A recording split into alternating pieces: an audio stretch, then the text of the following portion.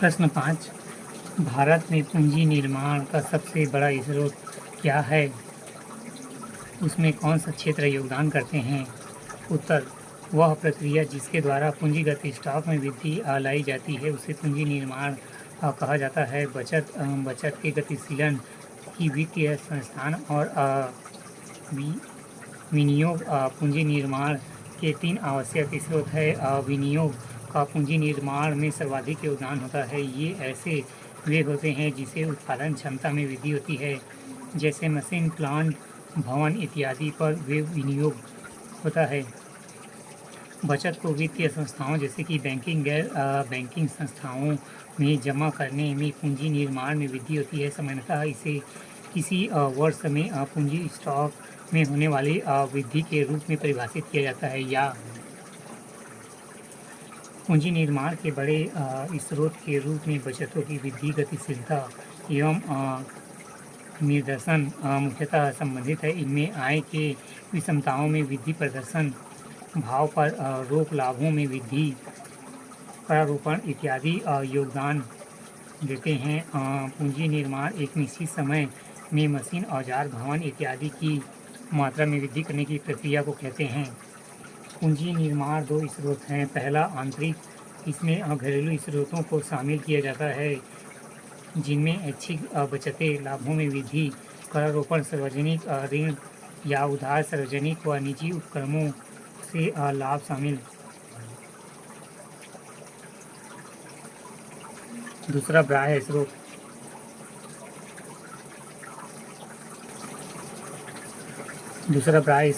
पूंजी निर्माण के बाह्य स्रोतों को मुख्यतः 3 पक्ष में रखे जा सकते हैं।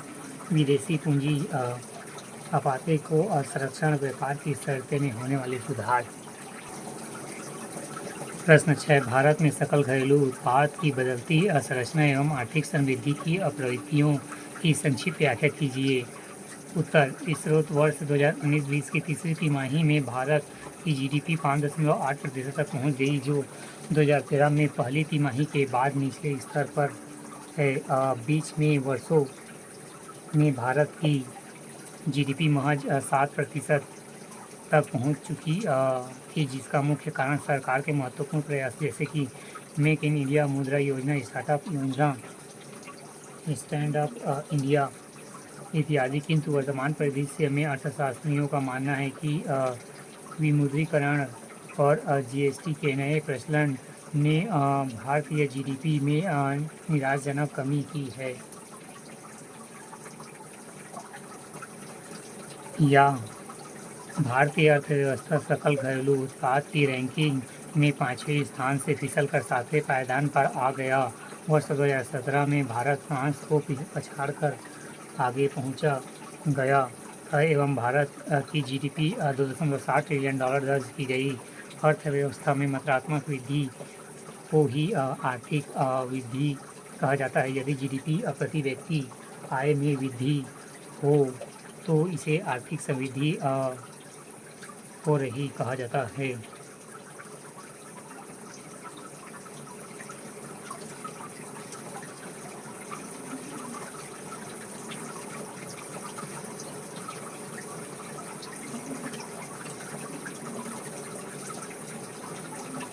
या भारतीय अर्थव्यवस्था 2019-20 की पहली तिमाही के जारी आंकड़ों के अनुसार जीडीपी 5% रह गई।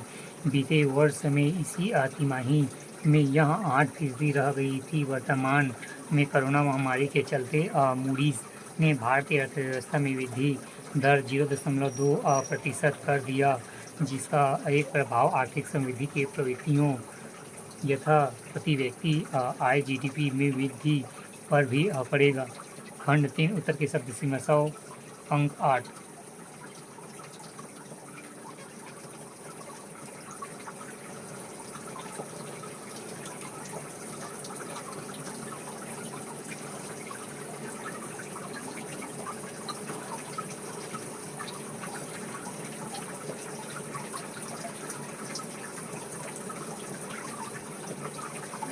प्रश्न 7, भारत में राजकीय घाटा में सुधारे। प्रश्न 7, भारत में राजकीय घाटा में सुधार करने के लिए क्या उपाय सुझाए जा सकते हैं। उत्तर भारत में राजकोषीय घाटा में सुधार करने हेतु सरकार निम्न 2 तरह के उपाय अपनाती है। पहला सकारात्मक उपाय राजकोषीय घाटे में सुधार करने के लिए संघात्मक नीति के तहत सरकार द्वारा विभिन्न प्रकार के कर सुधारों तथा कर आधार में वृद्धि करके अपने कर राजस्व को बढ़ाने का प्रयास किया जाता है। दूसरा नकारात्मक उपाय सरकार राजकोषीय घाटे को कम करने के लिए अनुत्पादक सार्वजनिक व्यय का भुगतान, विशेष तौर से गैर योजनागत व्यय की मदों ब्याज भुगतान, प्रशासनिक व्यय एवं सब्सिडी को कम करने का कार्य करती है। ब्याज भुगतान को कम करने के लिए वर्तमान में भारत सरकार की नीति कम से कम विदेशी ऋण लेने की है और वह भी आसान शर्तों में कम ब्याज दर पर।